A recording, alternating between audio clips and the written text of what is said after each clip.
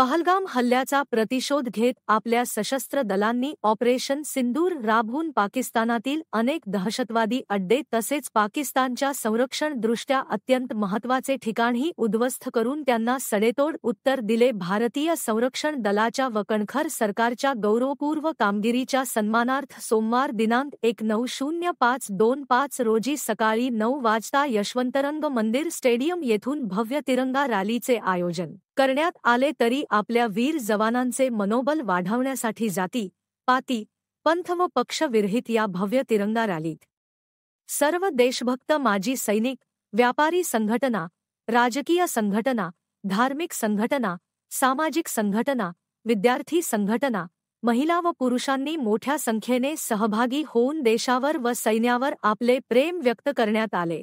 NTB news 7 करिता मोहम्मद हनीफ.